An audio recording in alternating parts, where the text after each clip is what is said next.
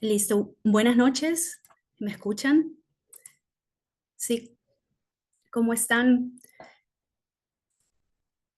Se me escucha, ¿no? Sí, Bien. Buenas noches con todos, con todas.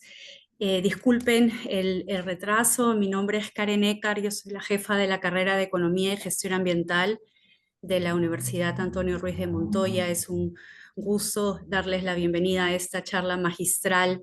El día de hoy, bueno, nos reunimos para dialogar en torno a un tema muy interesante sobre el sistema de focalización de hogares, un tema clave bueno, que tiene que ver con la articulación con la política pública en nuestro país. Para ello contamos con la participación del economista Javier Paulini, quien nos compartirá su trabajo en una exposición que nos va a contar sobre su trabajo de investigación. Y luego vamos a contar con Midori de Javish, quien nos va a dar unos comentarios acerca de esta exposición. Y bueno, este espacio pretende ser un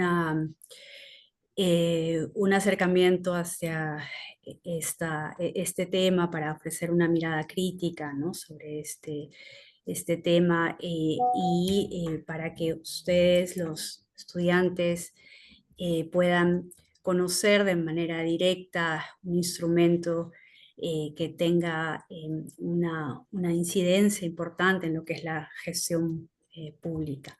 Entonces, aprovecho para poder presentar a Javier. Javier, su profesor, es economista de la Pontificia Universidad Católica del Perú. Obtuvo su maestría en gestión políticas públicas de la Universidad Autónoma de Barcelona, y desde su formación profesional ha acumulado una sólida trayectoria en el sector público. Ha ocupado varios cargos de alta responsabilidad vinculados al desarrollo social y políticas públicas. Ha sido director general de focalización e información social en el Ministerio de Desarrollo e Inclusión Social, en el MIDIS, y también ha desempeñado el cargo de director general de políticas agrarias en el Ministerio de Desarrollo Agrario y Riego. Ha desempeñado también roles de gestión en entidades como el Ministerio de Trabajo, el Programa Nacional de Saneamiento Rural, de Salud y el Ministerio de Economía y Finanzas, además de ser consultor para organismos como USAID, el Banco Mundial y el BID, ¿no? También tiene una amplia trayectoria en el ámbito académico y se destaca pues como docente, tanto en nuestra universidad como en otras casas de estudio como en la Católica. Entonces, bueno, sin más voy a dejarle la palabra a Javier para que nos pueda hablar sobre este tema el día de hoy. Adelante, Javier, gracias. muchísimas gracias, Karen, por la presentación. Bueno, muy agradecido a todos por estar aquí presente en este taller, ¿no? La verdad es que bien emocionado de poder presentar algunos de los temas, ¿no? Que son un poco temas de reflexión a partir de la implementación del sistema de focalización de hogares, ¿no? Y digamos, parte además de los temas que toco en el curso de Economía Pública, haciendo un policherry ahí del curso que hago en la Antonio Ruiz de Montoya. Y es efectivamente bien interesante y es lo que quiero presentar ahora, es como algunos de los conceptos que, digamos, que aprendemos, que vamos mirando, ¿no? En nuestra formación académica, ¿no? Tienen efectivamente una relación, digamos, eh, ya en la implementación de políticas públicas, ¿no? Y en este caso en particular de una política, ¿no? Que es la implementación de un sistema de focalización de hogares y además, ¿no? Un registro de información social que voy a contar ahorita de qué se trata este cambio que se ha implementado, ¿ok? Entonces, la presentación está planteada, ¿no? Primero hay una información de contexto para contarle a todos, digamos, más o menos ponernos en contexto qué es el sistema de focalización de hogares, ¿no? Contar un poquito su marco, que es el SINAFO, el Sistema Nacional de Focalización, contar un poquito la historia de la implementación de este SISFO. Además, Midori ha sido en realidad parte de la historia también, ¿no? Midori fue de las primeras personas que implementó en realidad sistemas de focalización en salud, en realidad, ¿no? Yo conocí estos temas justamente en una investigación que ayudé hace muchos años a hacer a Pedro Franque, que lideraba efectivamente Midori Javich hace bastante tiempo ya, ¿no?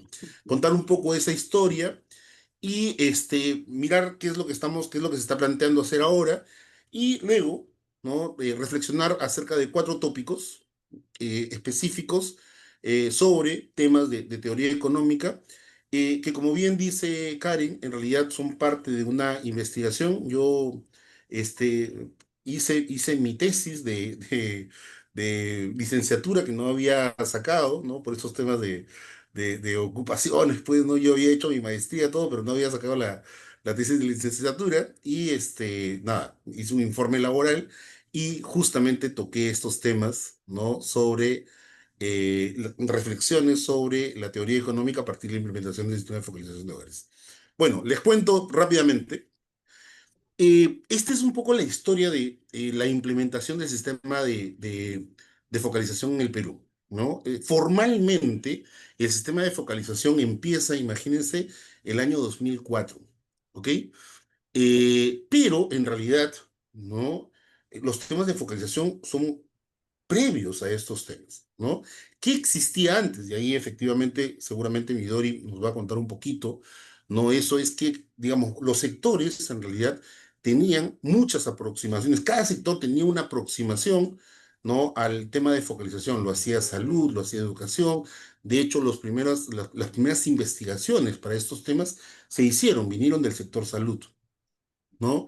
Este, entonces, digamos, la tendencia mundial fue crear un registro de un sistema de focalización de hogares, ¿no? Centralizado, único, que pudiera luego esta institución poder eh, proveer de esta información a los otros sectores, ¿no? Esto nació efectivamente en el Ministerio de Economía y Finanzas y como yo les cuento a mis alumnos, cuál creen que era el énfasis en ese momento del Ministerio de Economía y Finanzas? Bueno, el énfasis, obviamente, como todo MEF, es ahorrar dinero. Entonces, claro, el énfasis en ese momento era evitar filtraciones en la política social. ¿Sí? Ese fue el énfasis que se le dio durante la implementación de ese periodo de tiempo, entre el 2004 y el 2011, que estuve en el Ministerio de Economía y Finanzas. Se hicieron efectivamente algunos levantamientos de información, se contrataron, pero se dieron cuenta que era muy costoso y no era un negocio en realidad del Ministerio de Economía y Finanzas. Eso fue cayendo efectivamente.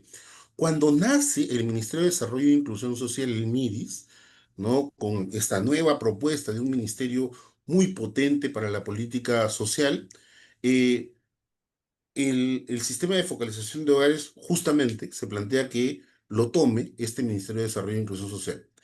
Y aquí hay un cambio significativo, ¿no? Ya el objetivo de la filtración, ¿no? Pasa a ser el centro, pasa de ser el centro de la preocupación a mirarse otro tema, que es el tema de la subcobertura de los programas sociales, ¿no? Que son los dos grandes temas que miran los procesos de focalización, ¿no? Entonces, el énfasis que le pone el MIDIS es mirar efectivamente la subcobertura. Y prueba de eso fue que, imagínense, se hizo un barrido, se implementó un barrido a nivel nacional que lo que buscaba era incluir a todas las personas del país. Se hizo entre el año 2002 y 2013. Y lo que se buscó, como digo, fue incluir efectivamente todas las personas, ¿no?, que vivían. Se contrató al INEI para el levantamiento de información. Y es ahí donde comenzamos a mirar, ¿no?, a las municipalidades como digamos, un potencial, digamos, donde las municipalidades comienzan a tomar un rol en el levantamiento de información, porque ya se había, ¿no?, tomado la decisión de que fueran efectivamente el INEGI el que levantara la información, pero esa información demoraba mucho. Y entonces, ¿no? Las municipalidades, algunas municipalidades comenzaron, el MIDES comenzó a utilizar las municipalidades para este levantamiento de información donde todavía el INEGI efectivamente no había llegado. Y se crearon estas unidades locales de focalización, ¿no? Se crearon nuevos programas, no sé si recuerdan, efectivamente en esta época se creó el programa Beca 18, el programa Pensión 35 y el programa Juntos. Estos programas se crearon e iniciaron su ejecución con ¿no? Con la implementación de este sistema de focalización de hogares, ¿no? Justamente ese fue el énfasis que se le dio. Luego, en una tercera etapa, yo lo he marcado como una tercera etapa, y es que ahí, ¿no?, en el año 2015, 2016, en realidad, es que se publica, ¿no?, la ley del SINAFO. Entonces, ya no solamente la idea era mirar un proceso que es la elegibilidad, ¿no?, sino la idea era mejorar todo el proceso de focalización, no solamente el momento de elegir a quiénes, ¿no?, le vamos a dar, quiénes son pobres, por los sistemas, sino mirar todo el proceso de focalización, ¿no? Mirar a qué personas efectivamente están para poder ser elegidas, el proceso mismo de elegibilidad, la afiliación y también el egreso de los beneficiarios de los programas. Entonces, se plantea una ley mucho más amplia, mucho más marco, ¿no?, que es la ley SINAFO, y ahí en esa ley, ¿no?, sí se le da un rol más específico a las municipalidades en el levantamiento de información. Ahí se dice que son las municipalidades las responsables de este levantamiento de información, y ahorita vamos a reflexionar un poco por qué es la importancia de esto. Comenzó a utilizarse efectivamente bases de datos administrativas para el levantamiento de información. Ahorita cuando les cuente, ¿no? Van a ver la importancia estratégica que tiene este hito. Eh, y bueno, ¿no? Un hito importante también, ¿no?, fue justamente en los últimos 2 años, después de la pandemia. Lo que se vio es que había una subcobertura muy importante de el registro de información social. Cuando se quiso utilizar, ¿no?, el padrón, el registro de información para repartir efectivamente los bonos, ¿no?, el porcentaje, el número de personas que estaban efectivamente registradas no era tan grande, era pequeño, ¿no?, sobre todo en zonas urbanas. Y yo seguramente recordarán imágenes de personas que vivían claramente en situaciones de pobreza, ¿no?, o vulnerabilidad, que no habían recibido efectivamente estos bonos, pero y que no los habían recibido porque justamente no estaban empadronados. Entonces, había ahí una tarea que hacer, y era de incluir a estas personas. Recuerden que la pandemia hizo que las personas que viven, sobre todo en zonas urbanas, ¿no?, la pobreza creció muchísimo a partir de la pandemia. Entonces, las zonas urbanas comenzaron a ser prioritarias en la atención de los programas y no estaban efectivamente focalizadas, y por lo tanto muchas de ellas no podían entrar a los programas sociales, a esos programas que requieren ¿no? Esta información, beca 18, pensión, juntos. Entonces, era necesaria una ampliación de la cobertura y por eso es que se consiguió que hacer transferencias a los gobiernos locales para que esos gobiernos locales pudieran efectivamente conseguir una mayor cobertura del registro de información social. Actualmente el registro de información social tiene una cobertura más o menos de 19 millones de personas, una cobertura histórica, ¿no? Bastante alta en realidad, ¿no? Y muy reciente, digamos. La mayor parte de la información ha sido tomada en los últimos años, ¿ok? Y además, para fortalecer a este sistema de focalización de hogares y a este SINAFO también hay una cooperación con el Banco Mundial que, digamos, la perspectiva es que pueda fortalecer, ¿no? La implementación de este registro y también a las municipalidades. Y con eso es que viene esta última etapa, que es la implementación de un organismo de focalización e información social, ¿no? Entonces, antes, el ente encargado del SINAFO era una dirección general, era una dirección que dependía del Ministerio de Desarrollo e Inclusión Social. Este año, ¿no? El ente encargado del sistema de focalización de hogares es una institución nueva. Se llama Organismo de Focalización e Información Social, que en realidad nace de la Dirección General, ¿no? Pero es un órgano independiente. ¿Y por qué es tan importante esto? ¿Por qué? Porque justamente eso ayuda a que pueda, digamos, responderse de una manera mucho más rápida a las necesidades que tienen los gobiernos locales, pero además la necesaria independencia que tiene que tener, ¿no? Un sistema de este tipo. El otro tema importante que se ha introducido en la ley, ¿no? Es que el registro social no solamente debe servir efectivamente para los temas de focalización. Actualmente, ¿no? El PGH, ¿no?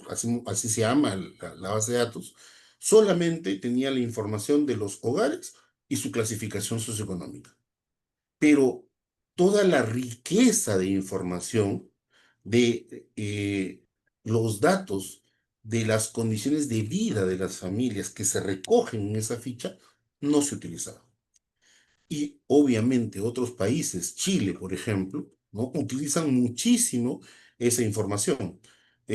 Para poner un ejemplo, ¿no? En el caso de Chile, ¿no? El sistema de focalización de hogares tiene la apertura, ¿no? A que estudiantes, ¿no? Como ustedes, ¿no? Efectivamente puedan entrar y puedan analizar la información y puedan trabajarla, obviamente, ¿no? Anonimizada, porque las personas requieren efectivamente privacidad, pero la información se puede efectivamente trabajar de esa manera. Entonces, la idea es que la información se pueda utilizar más, ¿no? La idea es que los datos puedan ser más utilizados y que este proyecto de inversión lo que va a hacer es fortalecer esos sistemas informáticos que van a permitir que haya un mejor, ¿no? Y un uso más amplio de esta información. Por ejemplo, a través de información georreferenciada. Hay un visualizador de la información que tiene, ¿no? El registro de información social, y uno puede mirar, por ejemplo, las brechas que hay en los territorios, ¿no? En qué lugares hay, por ejemplo, adultos mayores, ¿no? Hogares con adultos mayores, ¿no? Pobres extremos que no están recibiendo, por ejemplo, la pensión, ¿no? Y eso se puede mirar, ¿no? En el territorio, ¿para qué? Para que justamente las entidades, ¿no? Que son las competentes puedan efectivamente intervenir. Ese es un poco el contexto y la trayectoria, ¿no? Nació, ¿no? Con un enfoque básicamente de mirar el tema de filtración. Eso ha ido ampliándose y ahora ya no solamente es un registro de información social que sirve para los temas de focalización, también eso, pero también para mejorar en general, ¿no? La función, la administración pública en general, ¿no? Dar información para que los sectores salud, educación, la misma academia, ¿no? pueda, utilizando estos datos, mejorar las prestaciones, ¿no? y el análisis de las políticas públicas. Ok, ¿qué es la diferencia entre el SINAFO y el SISFO? ¿No? El SINAFO, como digo, es la ley marco, ¿no? Y el SISFO es la parte más operativa, que es el levantamiento de información de los hogares para dar una clasificación socioeconómica. El SINAFO mira las cuatro etapas de la focalización: la identificación, la elegibilidad, la afiliación y el egreso, ¿no? El CISFO se centra básicamente, ¿no? Ahí por eso está anotado, ¿no? En la focalización individual, ¿no? Este, para determinados, y que es información que utilizan determinados programas. Por ejemplo, beca 18, SIS, ¿no? Bueno, los programas de empleos temporal, por ejemplo, ¿no? Y la idea es que ese uso vaya efectivamente creciendo, ¿no? Entonces, quiero que se queden con esa idea, ¿no? El sistema de focalización de hogares es parte de un sistema más grande, ¿no? Mira la etapa de la elegibilidad, importantísima, por supuesto, pero no lo es todo. La idea es que cuando estás en el sector público, lo que necesitas es mirar todo el proceso de focalización. Y muchas veces, ¿no? Para poder identificar y llegar mejor a tus ciudadanos, no solamente requieres de criterios individuales, ¿no? O a nivel de hogar para llegar a tus usuarios, sino también requieres de mecanismos, por ejemplo, de focalización geográfica, ¿no? Los mapas de pobreza distritales, ¿no? O información que ayude a poder llegar mejor o priorizar mejor, ¿no? las intervenciones. Y eso es lo que hace en general el sistema nacional de focalización. Pero no solamente eso, sino también mirar, oye, ¿qué vamos a hacer? ¿No? ¿Cómo es que vamos a graduar efectivamente a esas personas? ¿No? Hay programas como Juntos, ¿no? Que tienen familias que pueden tener 15, ¿no? 20 años en el programa, y no se ha pensado efectivamente en una estrategia de egreso de esas familias, ¿no? Y eso es un poco la idea y la lógica de lo que debería pensar también el SINAFO. Cómo es que mediante la articulación con otras intervenciones hacen que haya una transición, una salida de la pobreza. ¿Ok? Este es el sistema de focalización de hogares, ¿no? Es un proceso que en realidad es la municipalidad, ¿no? La que levanta la información, ¿no? que se requiere para poder procesar esos datos, ¿no? Y eso eh, es muy importante que se dan todos estos pasos. Yo quiero quedarme, ¿no? con mostrarles un poco la idea de que es un proceso, ¿no?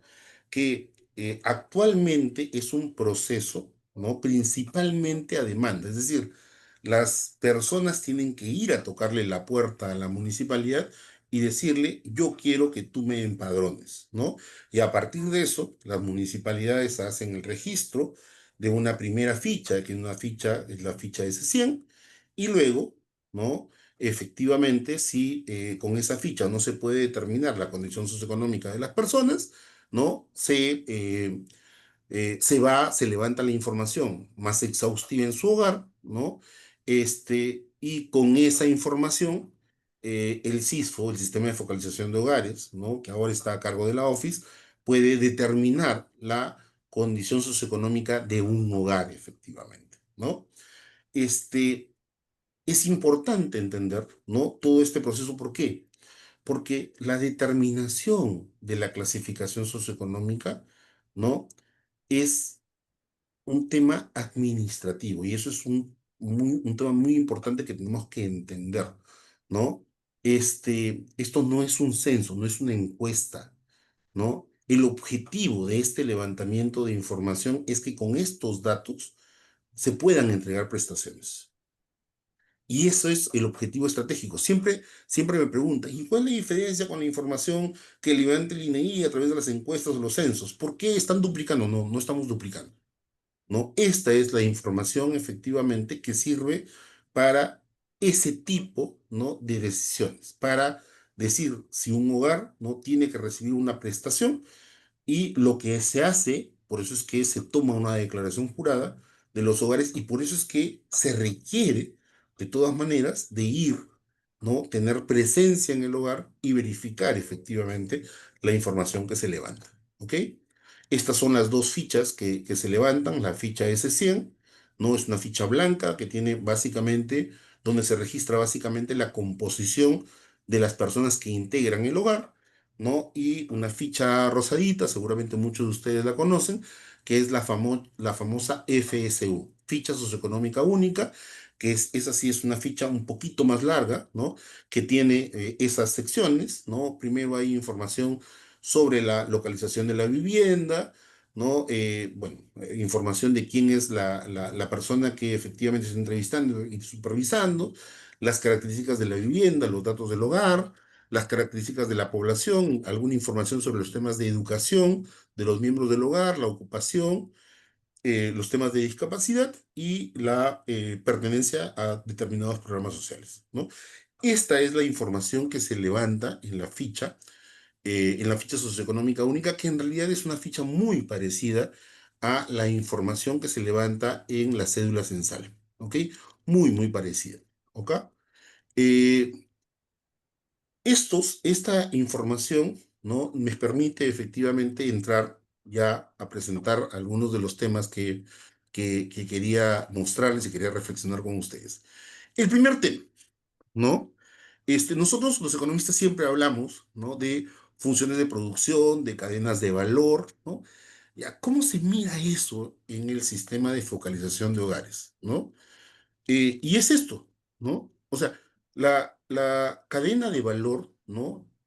Una función de producción es empezar efectivamente por el objetivo de lo que se busca, ¿ok? Y luego mirar cuáles son los productos que se entregan para conseguir ese objetivo, ¿sí? Y luego cuáles son los procesos que se realizan para conseguir efectivamente esos productos, ¿ok? Entonces, primero, ¿cuál es el objetivo de un sistema como estos?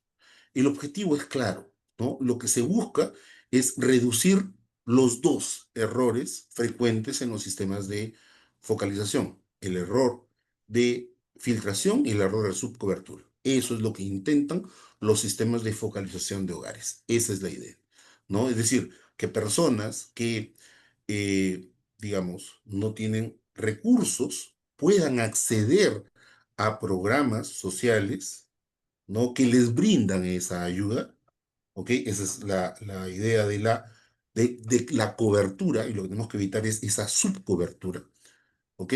Y la filtración, que es, oye, personas que tienen recursos, ¿no? Reciban efectivamente, ¿no? Una familia que tiene un carro, casas, ¿no? Que reciba una pensión, por ejemplo, de juntos. Esa es un poco la idea, ¿no? El objetivo es claro. ¿Cuál es el producto? Un usuario, un hogar que tiene una clasificación socioeconómica, ¿no? Una clasificación socioeconómica adecuada, ¿ok? Y para llegar a ese producto, ¿no? ¿Qué es lo que hace el Estado? El Estado lo que hace es, tiene una función de producción que tiene dos niveles, ¿no? Eh, y yo lo he querido graficar un poquito ahí, lo van a revisar ustedes en la lectura que yo hago, ¿no? Digo que esto es una función de producción como la preparación de un buen plato de comida, ¿no? Ya un poco una reflexión, alguna reflexión sobre eso, ¿no? Y es que, claro, primero, ¿no? Para preparar un buen plato de comida, ¿qué se requiere, efectivamente, ¿no? Una buena receta, ¿no? Un buen chef que te va diciendo cómo es que tienes que combinar efectivamente los diferentes insumos e ingredientes, ¿no? Eso es un poco lo que hace, bueno, lo que hacía el MIDI, lo que hace ahora efectivamente la Office, ¿no? Esos datos que llegan, ¿no? ¿Cómo los combina? ¿Cómo utiliza esa información para determinar la condición socioeconómica de los hogares? ¿No? ¿Cuáles son efectivamente esos ingredientes? Bueno, es la información que puede venir de bases de datos administrativas o la información que las unidades locales de empadronamiento recogen, ¿sí? En los hogares que van a visitar. Entonces, si no hay un buen chef, ¿no? Seguramente puedo tener buenos insumos, pero si no hay una buena receta, ¿no? Digamos, el producto va a salir mal, ¿no? La clasificación socioeconómica que le voy a dar a esa familia es una clasificación socioeconómica seguramente inadecuada. Y no voy a cumplir con mi objetivo de de una mayor supertura, ¿no? O reducir los temas de filtración, ¿ok? Pero también, si los insumos efectivamente son malos, va a pasar lo mismo. Puedo tener un buen chef, pero si el pescado no está fresco, el ceviche no va a salir bien, ¿no? Si el limón no es el limón piurano, ¿no? Por ejemplo, este, digamos, no va a salir una buena receta, ¿ok? Entonces, eso es un poco lo que estoy tratando de reflejar, ¿no? En base a esta información, ¿no? Que son los insumos, estas bases de datos administrativas, ¿no? Que vienen, ¿de dónde tomamos la información? La información nos la da SUNAT, ¿no? A través de el pago de impuesto a la renta que hacen las personas. Se le manda una información, SUNAT devuelve, ¿no? Digamos, datos diciendo si las personas, si esos hogares son o no son pobres, ¿ok? Luego, hay también, ¿no? El acceso a ingreso de planillas públicas que nos envía el MEF. En esta semana se va a empezar ya también a pasar la planilla, ¿no? Electrónica que administra el Ministerio de Trabajo. Y además, también otras bases de datos como los seguros de salud, ¿no? La propiedad vehicular, ¿ok? Y disculpen, ahí hay un error, me falta uno que es la de el consumo de electricidad de Ocinermin. Ahí hay un error, ¿no? Hay que incluir efectivamente esa base de datos administrativas. Son 6 las bases administrativas que se pasan, ¿no? ¿Y por qué digo que efectivamente es un proceso, ¿no? De como un chef, porque lo que hacen los chicos, ¿no? Los que están encargados de estos temas es, el laboratorio es la encuesta nacional de hogares, y es ahí donde efectivamente se van probando cuáles son aquellas variables que están más asociadas a la pobreza, ¿no? Y eso es lo que efectivamente se hace, ¿sí? Van probando cuáles son mejor, ¿no? Cuál es el mejor ajuste para estas bases. Luego, en nuestro país, ¿no? Si nuestro país fuera altamente formal, con las bases de datos administrativas, como en el caso de Chile, por ejemplo, ¿no? Tendríamos acceso a una parte importante de la población. En el caso de Chile, el Registro de Información Social, con sus bases de datos administrativas, capturan a casi el 75% de la población, ¿no? En nuestro caso, Perú o el resto de países, Colombia, en fin, ¿no?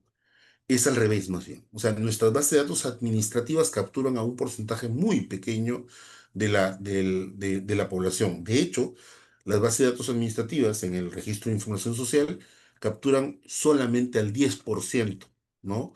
De la población. Ahora, no es menor, digamos, 10% de la población, es decir, casi 1.900.000 personas han sido identificadas gracias a las bases de datos administrativas, ¿ok?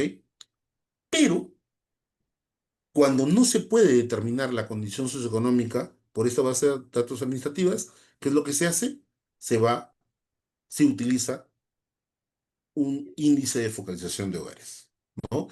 Que son metodologías que se utilizan internacionalmente, que se llaman Proximintes, ¿no?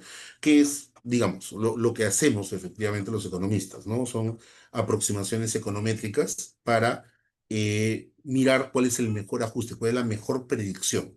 ¿En base a qué? En base a las variables que se levantan en esta encuesta, ¿no? Y es básicamente ¿por qué? Ahorita lo voy a explicar también, es porque sería imposible levantar toda la batería de preguntas que se requieren, ¿no? En una encuesta de hogares para determinar la pobreza tal como lo hace el INEGI. Entonces, se construye un índice de focalización de hogares para aproximar la clasificación socioeconómica de los hogares. Entonces, por eso, ¿no? Es que hay un rol importante, este rol que yo he llamado el rol del chef, ¿no? En este caso, de la Office, ¿ok? Y bueno, también están las unidades de locales de empadronamiento o las bases de datos administrativas que tienen que efectivamente tener un buen insumo, ¿no? Si la información no se levanta, ¿no? Si hay una cobertura inadecuada, si la información no es la información correcta, ¿no? Lo que va a votar efectivamente, el producto que va a votar, la clasificación, no va a ser una aproximación buena, digamos, ¿no? Entonces, por eso es tan importante, ¿no? Que haya procesos de supervisión, ¿no? La Office tiene procesos de supervisión para verificar efectivamente la calidad de los datos, ¿no? Y que, digamos, también, ¿no? Los protocolos se sigan. El año pasado se comenzó a implementar, por ejemplo, que todo empadronamiento con la FCU se haga, ¿no? Georreferenciado. Porque claro, antes una de las críticas que se hacían es que los empadronadores no iban a los hogares y por lo tanto no podían mirar in situ si la información que estaban en las fichas era información que era correcta, ¿no? Actualmente sí, ¿no? Se verifica que los encuestadores han ido. ¿Por qué? Porque la información efectivamente está georreferenciada y eso disminuye el margen de error en el levantamiento de información, ¿no? Hay también otras técnicas para mejorar, ¿no? Los procesos. Y en el caso de la base de datos administrativas, el uso de información es fundamental, ¿no? Es fundamental. Este, Algunos ejemplos, ¿no? Cuando efectivamente comenzó a pasarse la base de datos administrativa de salud, ¿no? Saltaron casos, ¿no? Habían personas que aparecían que tenían un seguro de salud, pero, y fueron sacadas de algunos programas, pero sin embargo, ¿no? Y las personas venían y reclamaban y decían, pero no, o sea, ¿por qué me han sacado? Y efectivamente se logra corroborar que muchas de estas personas en realidad no tenían un seguro actualmente, sino que habían adquirido en algún momento un seguro, pero que ese seguro efectivamente ya estaba desfasado. 4 o 5 años, solo que, ¿no? La empresa aseguradora no había dado de baja y seguía remitiendo esa información como válida a su salud y su salud nos la remitía efectivamente a nosotros, ¿no? Entonces, claro, en la medida que se utilice más esa información va a mejorar. Va a pasar seguramente lo mismo con las planillas, ¿no? En fin, es un proceso de mejora continua, efectivamente, ¿no? El uso de esta base de datos administrativas y eso ocurre no solo aquí, eso ocurre en todos los países que utilizan esta información, ¿no? Este, el segundo tema que quería explicar, ¿no? Era sobre el tema de los errores de inclusión y exclusión en el registro de información social, ¿ok? Eh, ya había adelantado que, digamos, el objetivo de estos sistemas de focalización, ¿no? Es evitar los problemas de filtración o subcobertura, ¿ok? Pero, ¿no? Miren, y estos son datos que, digamos, estoy presentando justamente la información que presenté en mi investigación para que la puedan efectivamente revisar. No voy a actualizar esos datos para mandárselos, pero los quiero picar efectivamente. Miren lo que estoy poniendo aquí, ¿no? Miren, imagínense. Eh, Eso es un dato, ¿no? Del año 2021. En ese momento, ¿no? La encuesta nacional de hogares, con sus estimaciones, planteaba, tenía una población estimada de 33 millones de personas, ¿no? La población pobre se estimaba en 26%. 22% eran pobres no extremos y 4% eran pobres extremos. Miren la diferencia con la información del PGH, ¿no? En ese momento, ¿no? Habían 25 millones de personas, porque bueno, había muchas personas que venían, ¿no? En el año 2021, ¿no? Todavía habían muchas personas que seguían teniendo una clasificación socioeconómica, ¿no? Del año 2013 o 2014. ¿Por qué? Porque durante la pandemia, en realidad, ¿no? Esas clasificaciones siguieron siendo válidas, justamente por el tema de la pandemia, se siguieron manteniendo, ¿no? Esas clasificaciones socioeconómicas. Pero miren lo que ocurría, ¿no? De las personas que estaban registradas en el PGH, ¿no? Imagínense, 29% eran pobres extremos, 30% eran pobres no extremos, la tasa de pobreza era 59%, era más que el doble de la que se estimaba en ella, ¿ok? Y entonces la pregunta ahí que surge es, oye, entonces, ¿se están equivocando ustedes, Javier? O sea, los registros de información se equivocan, ¿no? ¿Hay tanta diferencia? Y la respuesta es no, en realidad, ¿no? O sea, y aquí, digamos, planteo efectivamente una explicación, ¿no? De por qué se dan efectivamente estas diferencias, ¿no? La primera explicación es el periodo de referencia, ¿no? La primera explicación es, oye, la encuesta nacional de hogares es una encuesta que se hace anualmente, ¿ok? Se hace todos los años, o sea, todos los años hay borrón y cuenta nueva. El Padrón General de Hogares, no. El Padrón General de Hogares tiene información acumulada.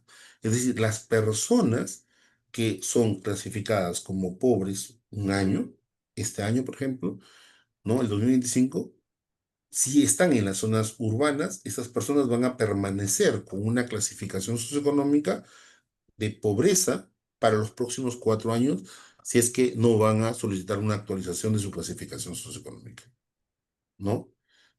La idea es que hay una data, ¿no? Que se mantiene efectivamente en el tiempo, ¿no? Primera gran diferencia, ¿no? La segunda diferencia es la población objetivo, ¿no? ¿Quiénes están en el registro de información social? Bueno, tienden a estar en el registro de información social las personas que más lo necesitan, las personas que son, digamos, tienen más necesidad, las más pobres, ¿no? Entonces, de esas personas que están, ¿no? En el registro de información social, lo más probable es que sean las más pobres, ¿sí? Aquel grupo de población de las personas que efectivamente, ¿no? La ENAO no, la ENAO trata de representar efectivamente a todas, ¿no? A todas las personas. De hecho, o sea, seguramente van a haber muy pocas personas que vivan en distritos, ¿no? De mayor desarrollo, como en distritos como en, no sé, San Isidro, Magdalena, Miraflores, ¿no? Deben haber poca información en el registro de información social, ¿no? Y más bien en distritos mucho más pobres, ¿no? Tenderían a haber muchas más personas registradas, ¿ok? Entonces, esa es la otra explicación de por qué también la tasa de pobreza tiende efectivamente a ser más alta, ¿no? Y la tercera es el tema del recojo de información, ¿no? Claro, la ENAO, ¿no? La ENAO demora en recogerse 3 horas, ¿no? Les pregunté a mis alumnos en la última clase, ¿no? Les comenté un poquito acerca de esto y les dije, ¿ustedes creen que sea viable, ¿no? Implementar que la metodología de ENAO, ¿no? Durando 3 horas, se pueda efectivamente hacer que eso sea universal, ¿no? Y puedan todas las familias, los hogares del país puedan, es imposible, ¿no? Eso no se hace aquí, no se hace en ninguna otra parte del mundo, por eso es que existen esos proximim test, ¿no? Entonces sería imposible replicar la metodología del ENAO para hacer para toda la población. La metodología del ENAO está pensado efectivamente para muestras, ¿ok? Para toda la población, todos los países hacen lo que hacemos aquí, ¿no? Recogen información más acotada y hacen una estimación, ¿no? De la pobreza a partir de esos datos, ¿no? Pero claro, ¿no? Van a haber diferencias, ¿no? Es una estimación finalmente, ¿no? Van a haber, digamos, seguramente sesgos y cuando, ¿no? Hay elecciones que hacer. O sea, ustedes han trabajado pues estos temas de estadísticas, ¿no? Ya, ¿en qué me quiero equivocar más? ¿No? En los errores de inclusión, los errores de exclusión, ya, y eso es, ¿no? Entonces, digamos, cuando se ha tomado decisiones de en qué nos queremos efectivamente equivocar menos, hemos dicho, nos queremos equivocar menos en la subcobertura. Es decir, no queremos que personas que efectivamente son pobres, ¿no? Sean identificadas como no pobres. Ha sido una decisión, ¿no? Darle prioridad, ¿no? A no equivocarnos en eso. Y eso hace que el PGH tienda nuevamente a tener una tasa de pobreza mucho más alta, por una decisión propia, ¿no? Digamos, en el manejo de estas estadísticas, ¿no? Estas son las tres grandes explicaciones, ¿no? Que muestran esa diferencia. Siempre, ¿no? El registro de información social va a tener una tasa de pobreza, ¿no? Mucho, mucho más alta.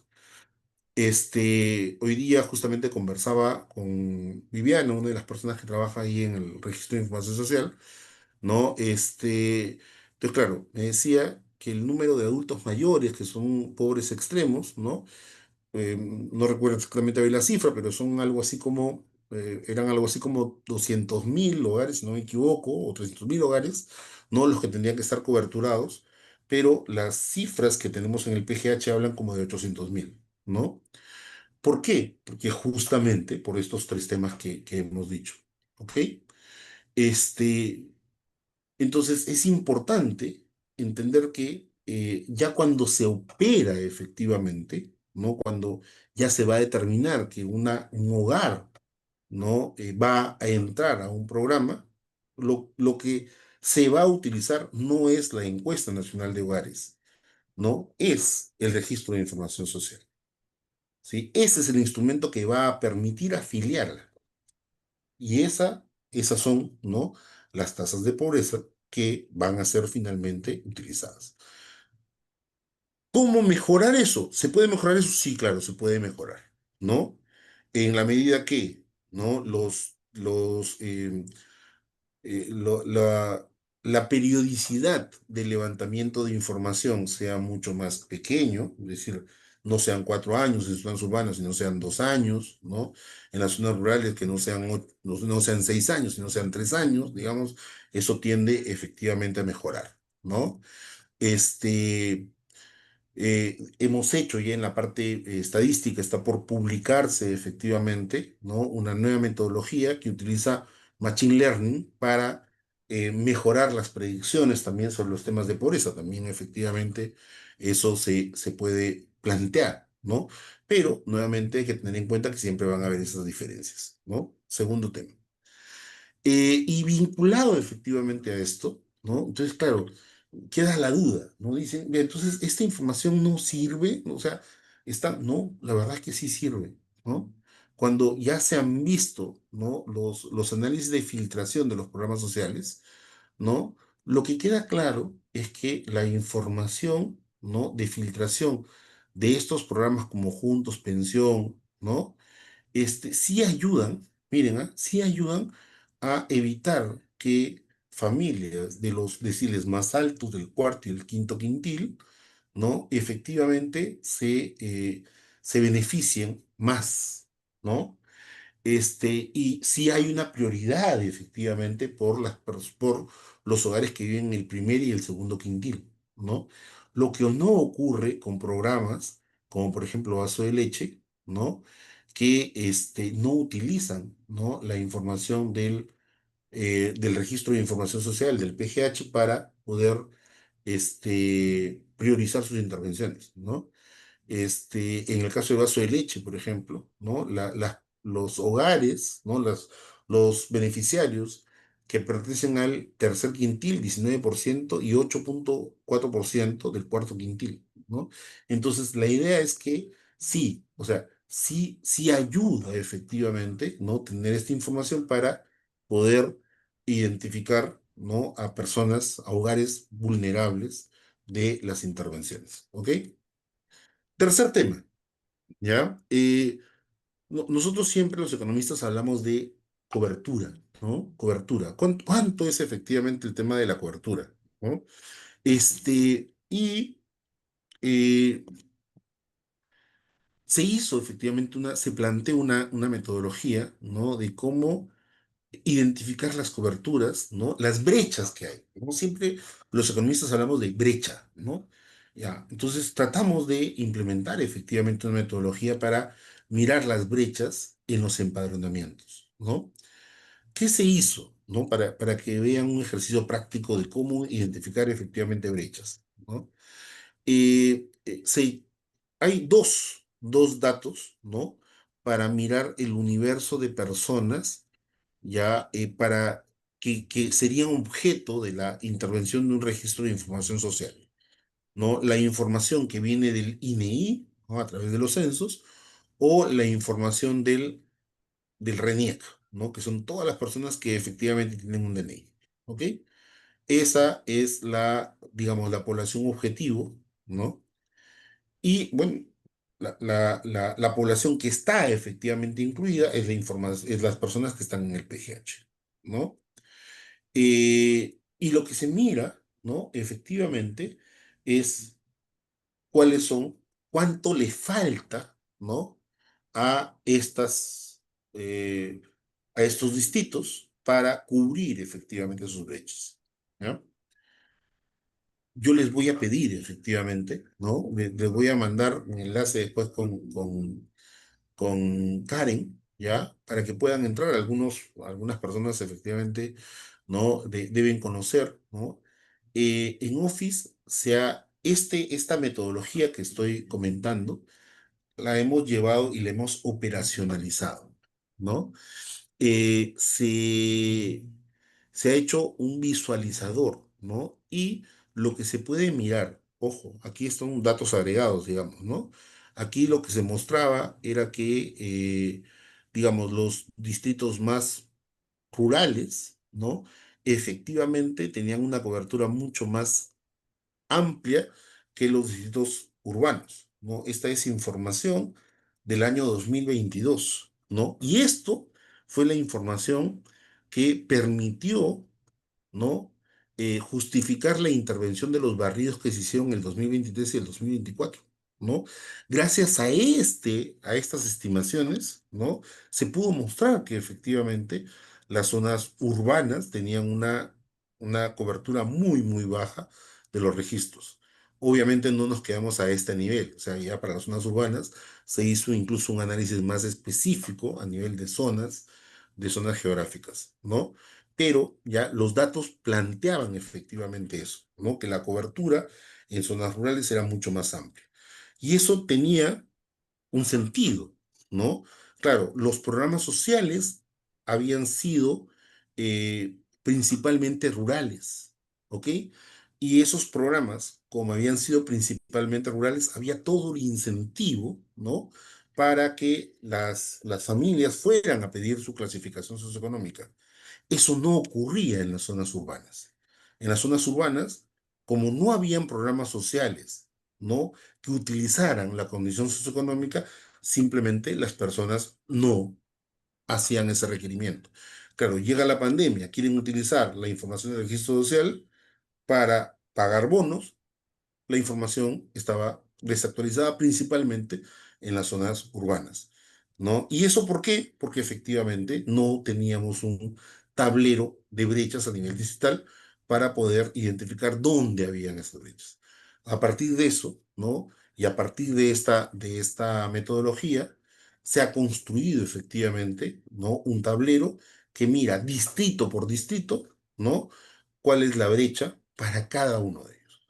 En base a información, se ha elegido que la mejor información del universo era la información de RENIEC y se compara con la información del CISFO que va digamos, que va actualizándose todos los días, ¿no? Y es un tablero que tiene cortes quincenales de información. Es muy, muy importante, ¿no? Este tema, ¿no?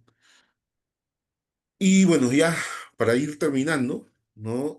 Nos hicimos también algunas preguntas cuando comenzamos a implementar efectivamente, ¿no? Y es porque habían muchas personas, pues, que vienen y te dicen, señor Paulini, pero yo soy pobre, ¿no? Pero, claro, en realidad lo que te quieren decir esas personas es que tienen una necesidad. No necesariamente, o sea, en estricto de repente, ¿no?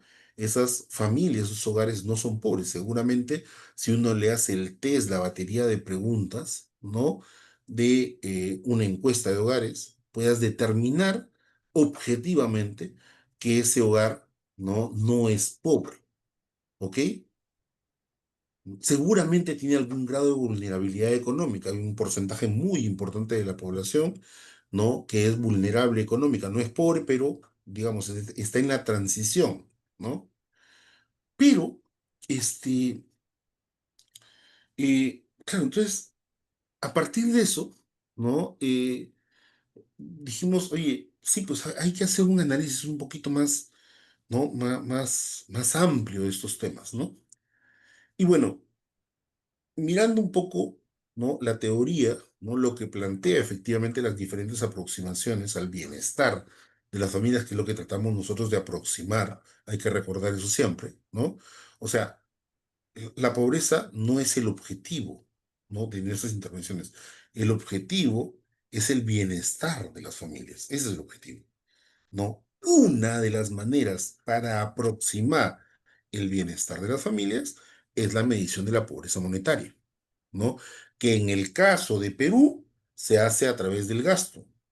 Hay otros países que lo hacen a través del ingreso, Colombia, por ejemplo. En nuestro caso lo hacemos a través del gasto, ¿no? ¿Esa es la única manera? No, hay otras maneras. Necesidades básicas insatisfechas, pobreza multidimensional, los temas de desigualdad, ¿sí? Hay otras aproximaciones para mirar efectivamente, ¿no? Para hacer una aproximación al bienestar de las zonas, ¿ok? El objetivo finalmente es ese.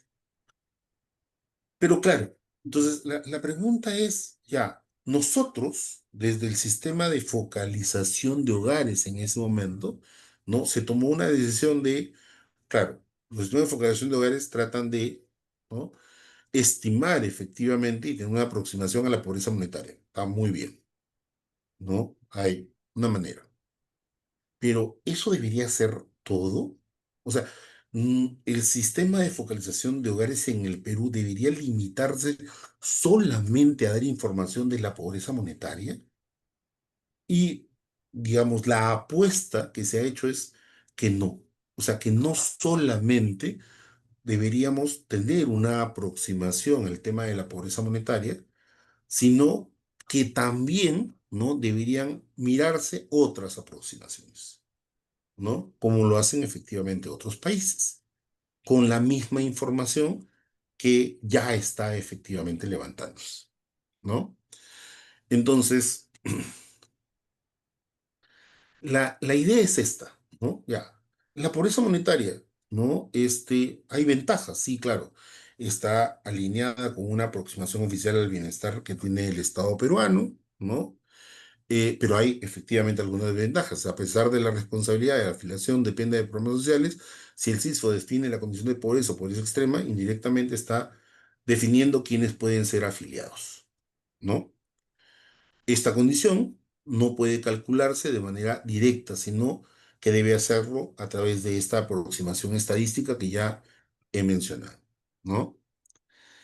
Este, el CISFO podría también tener una mirada a través de las necesidades básicas insatisfechas o la pobreza multidimensional, digamos, ¿no? ¿Cuál sería la ventaja? ¿No? La ventaja es que el cálculo es mucho más directo, no es una aproximación estadística, ¿no? Ahí sí no estamos aproximando nada, es lo que va, uno va, verifica lo que hay en la casa, ¿no? Y en base a eso se define, ¿no? Es mucho más fácil de comunicar, efectivamente, ¿no? Pero claro, el problema es que, digamos, hay problemas para el Ministerio de Economía y Finanzas, porque estas mediciones siempre tienden a ser mucho más altas, ¿no? Van a tener efectivamente, ¿no? Mayores efectos fiscales, ¿no? Negativos.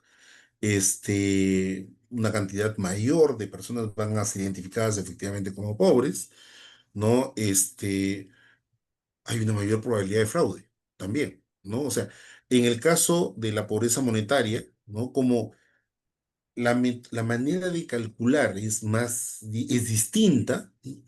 O sea, podrán decir lo que quieran los alcaldes, los que recogen la información, ¿ya? Y eso hay mucha desinformación, ¿no? Dicen, nosotros sabemos cómo es que, ¿no? Hacer que la persona sea pobre. La verdad es que es muy difícil, ¿no? Y más aún ahora cuando comencemos a utilizar Machine Learning, ¿no? Es muy difícil, efectivamente, eso, ¿no? Porque el algoritmo en realidad va cambiando si es que es urbano, rural, si está en la sierra, no. Entonces es muy disímil, efectivamente, ¿no? Este, entonces, claro, pero entonces eso le quita efectivamente, ¿no? La probabilidad de que las personas engañen, porque claro, no es una sola variable. Pero claro, si en este caso, ¿no? Son necesidades básicas insatisfechas, sí hay mayores probabilidades de, digamos, de engaño, de error, de fraude, ¿no? Para efectivamente salir como pobres, ¿no? Y claro, no está, como digo, ¿no? Asociada a la medición oficial que tiene el Estado peruano, ¿no? Y la tercera es, en otros países, ¿no? Ojo, no se hacen las estimaciones de quién es pobre, pobre extremo, no pobre, ¿ah? ¿No? No, lo que hacen es una clasificación por estratos o quintiles, digamos, ¿no? Entonces, eso efectivamente tiene ventajas, ¿no?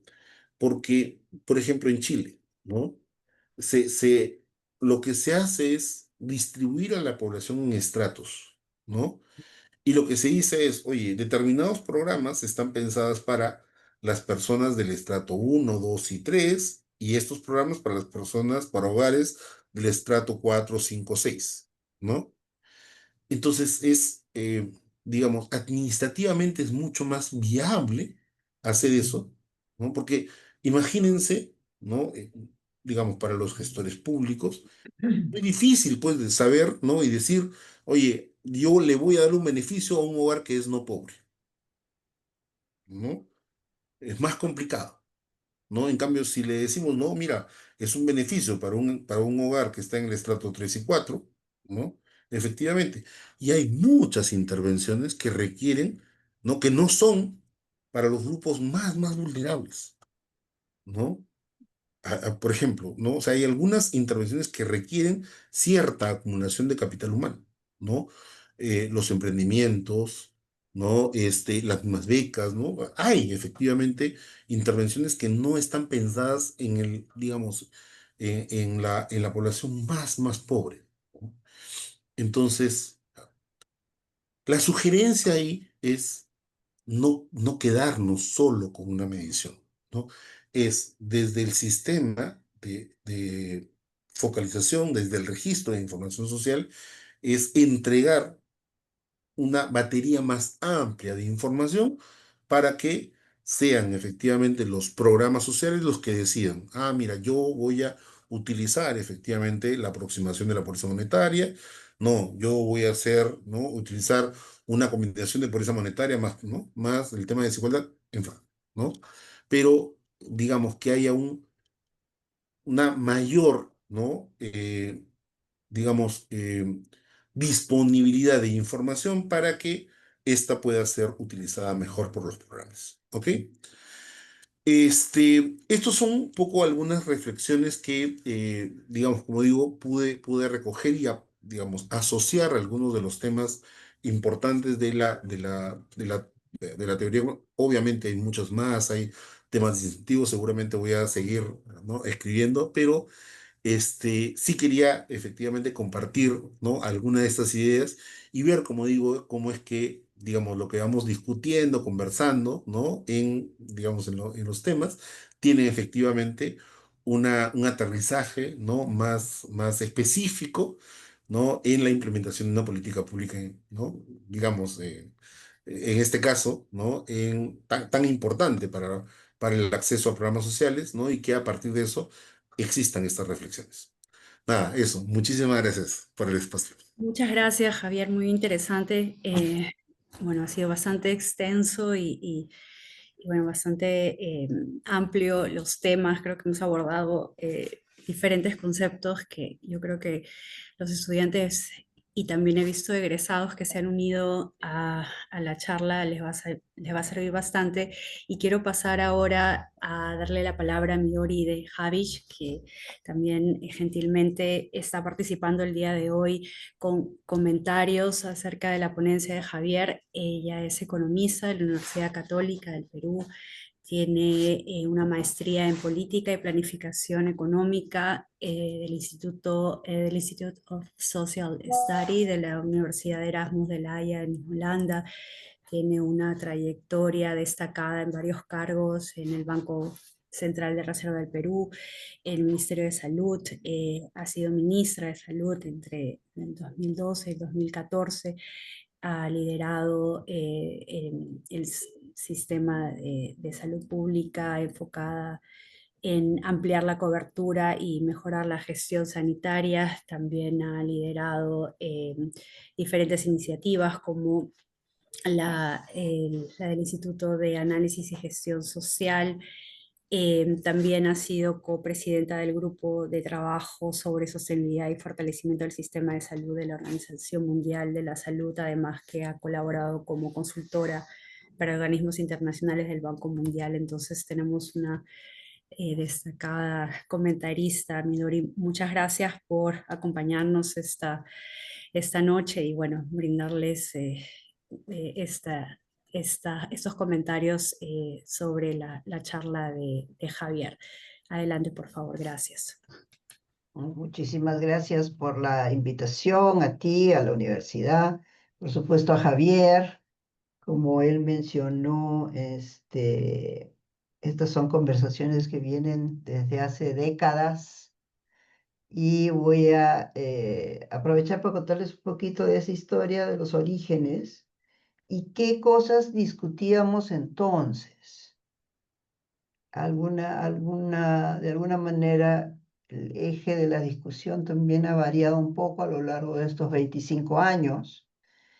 Y otros siguen siendo preguntas, ¿no?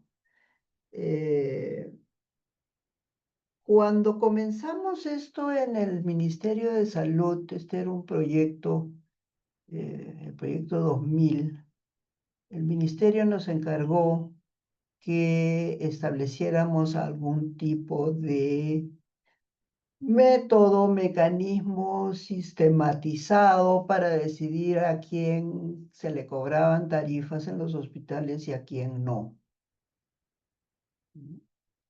Eh, no me voy a remontar mucho en el tiempo, pero esa era una función que hacía la asistenta social en el hospital.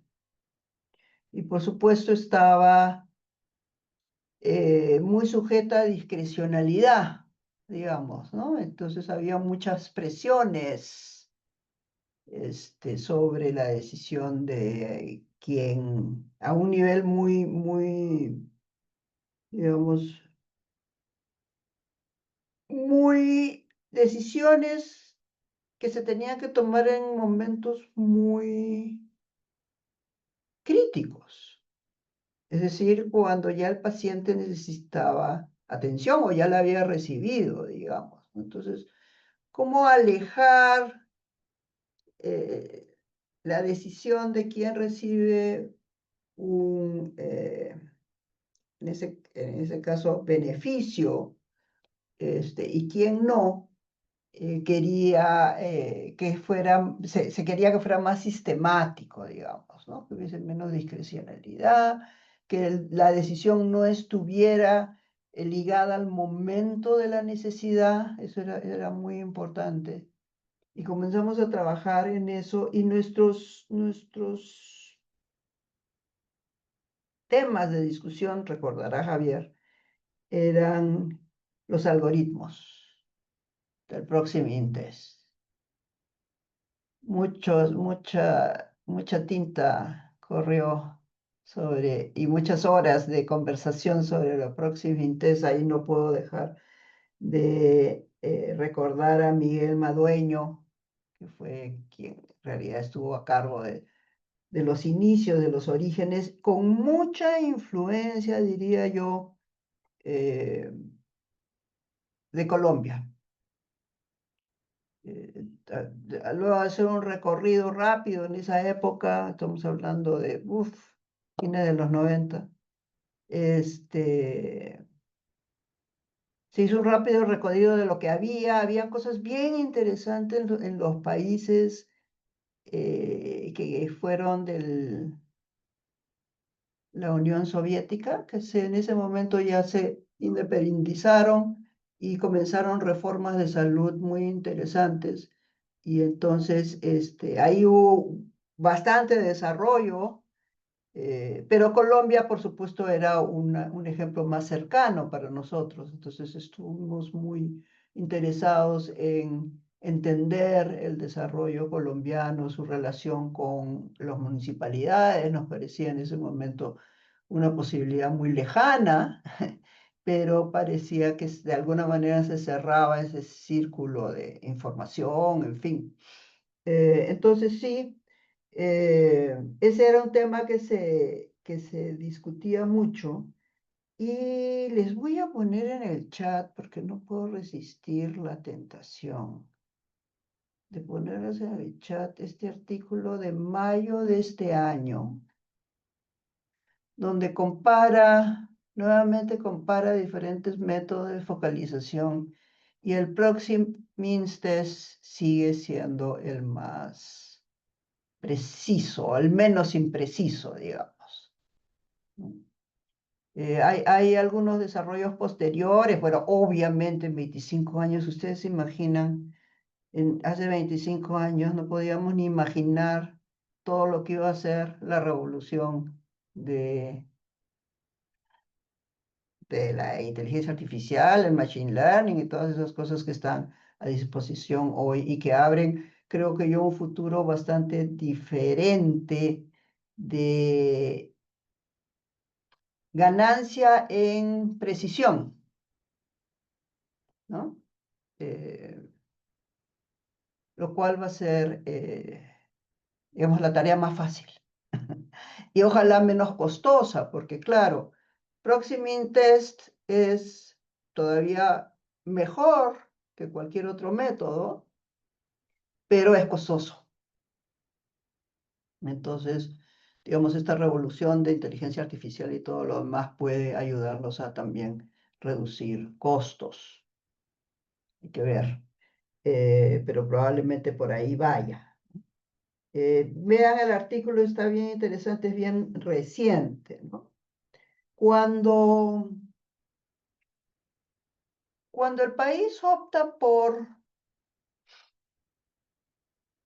que la cobertura del Seguro Integral de Salud fuera universal, y esto ocurre en el 2009 con la Ley Marco de Aseguramiento, obviamente ya no era, ese fue un hito muy importante en la política de salud, ¿no? En el sistema de salud. Pasamos de un seguro integral focalizado, por eso que el origen era en el Ministerio de Salud, a un sistema universal, con lo cual los instrumentos de la focalización no eran realmente relevantes ya para el Ministerio de Salud, para la política de universalización, ¿no? Y sin embargo, era súper importante en el proceso de haber trabajado el tema de los orígenes, digamos, de esto, era súper importante comprobar, fue muy importante comprobar que efectivamente, más allá del algoritmo, y yo sigo, paréntesis, yo sigo apostando por los estratos, ¿ya? Ese es un tema que discutíamos mucho en esa época y veíamos la potencialidad de que efectivamente este organismo, este sistema en ese momento pudiera proveer de información a los programas de forma tal que los programas pudieran utilizar esa información según los objetivos del programa y su grupo objetivo, que podía ser diferente para diferentes programas, ¿no? Entonces yo creo que eso sigue siendo válido, ¿no? El tema de los estratos. Tengo un montón de anécdotas, pero no las voy a contar. Entonces, digamos, hay una historia en salud muy interesante ligado de alguna manera a este paso de un seguro integral de salud que era focalizado y que de alguna manera fue un poco el laboratorio, digamos, de este largo camino que después ha vivido el CISFO y que me da muchísimo gusto, comprenderás, a los niveles de maduración a los que han llegado a lo largo de estos un poco tumultuosos años, sobre todo cuando pasaron por el MEF, el pobre CISFO pasó por el MEF. Ahí se pusieron, como tú bien dijiste, Javier, restricciones, que fue pesado levantar, porque nos tocó, a mí me tocó en salud tratar de levantar alguna de esas restricciones, ¿no? Pero bueno, ahora está donde debe estar. Em, lo segundo que quería decir es, me ha sorprendido muchísimo, muchísimo. Yo estaba un poco alejada de lo que ha estado pasando en el Perú, en el Ministerio de Salud en particular, pero y ahora me he puesto al día y me ha llamado muchísimo la atención el salto en la disponibilidad de datos que ha habido. Es una cosa asombrosa, exponencial. Eh, yo pienso, si entonces tuviéramos, hubiéramos tenido la información que tenemos ahora, hubiéramos cometido otros errores, no los mismos, seguramente. Pero es asombrosa la cantidad de información. Y esa constatación me lleva a dos reflexiones con las que todavía no logro conciliar. Una es el uso de la información. Porque, claro, la teoría de cambio es si tienes más y mejor información, entonces alguien va a tomar mejores decisiones y ergo tal cosa va a pasar, ¿no?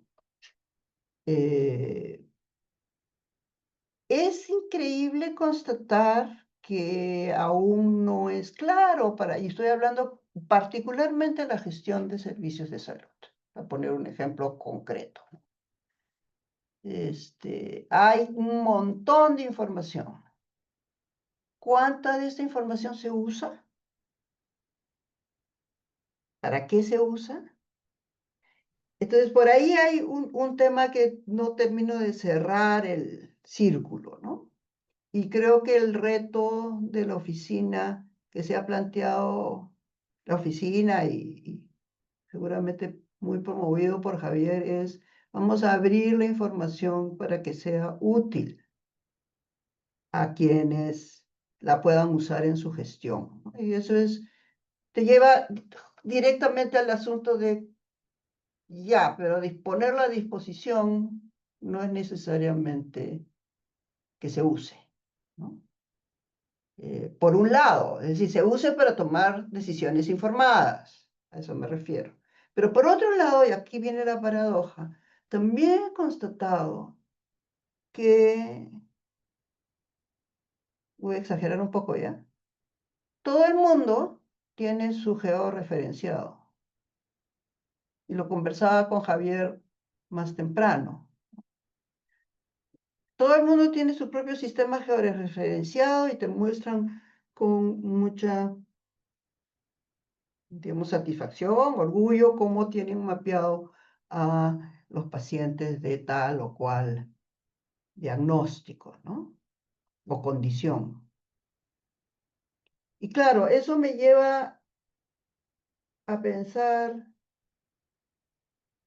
si estamos haciendo, a preguntarnos si estamos haciendo lo suficiente para proteger la privacidad,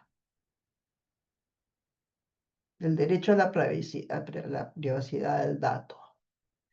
Y esta es una vieja discusión, también una vieja discusión, cuando en sus orígenes queríamos, claro, desde un punto de vista técnico, digamos, de eficiencia, queríamos de eficiencia de corto plazo, queríamos ver la posibilidad de que el censo, ya no me acuerdo qué censo, el INEI nos diera de frente ya la información del censo y eso iba a ahorrar en las barridas que se estaban pensando. Y claro, el INEI nos dijo de plano, no, no. Y cada vez que le tocábamos el tema, nos cerraba la puerta en la cara, digamos. Y con toda razón. Y con toda razón, decía yo también, ¿no?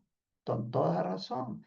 Hay una promesa de confidencialidad del dato que el INEI no puede quebrar. Esa es parte de su fortaleza institucional, digamos, hace una promesa y la cumple. No sé qué, no, yo tengo una gran interrogante si esta apertura de la información tiene que venir con algún tipo de salvaguarda. Personalmente, a mí no me gustaría estar en una base de datos y un georreferenciado con un diagnóstico, una condición que yo tengo, para hacerlo en términos bien personales, ¿ya? Que yo podría tener y que esta georreferenciada, plataforma, pasara de manos en mano sin ninguna restricción. Entonces, eso me preocupa. Por un lado, como todo en la vida, como justamente me enseñaron en la universidad, eh, Ruiz de Montoya, en mi diploma de ética, la verdad aristotélica, la cosa probablemente está en medio, ¿no? Nuevamente, con estos temas de focalización siempre se trata de un trade-off en la mayoría de las decisiones que hay que tomar, ¿no? ¿Hasta dónde tiene sentido buscar información para ser más precisos? ¿Cuál es el punto óptimo de información que tiene que ver con, como ha dicho Javier, cuánta filtración estás dispuesto a soportar? ¿No? Y claro, cuanto más información, más caro. Cuantas más veces actualices la información, con la misma tecnología, digamos, se encarece, ¿no? Entonces, ¿cuál es el límite? Y algo que nos costó, y con esto creo que voy a terminar, algo que nos costó mucho en esa época también discutir, convencer, digamos, o ponerlo sobre la mesa y discutirlo, era esta idea increíblemente de los errores tipo 1 y tipo 2, ¿no? O sea, no puedes tener un sistema de focalización perfecto. Porque siempre va a haber el caso de que te equivocas. Imposible que no haya equivocación. Y además yo diría, es inclusive parte del modelo, ¿no?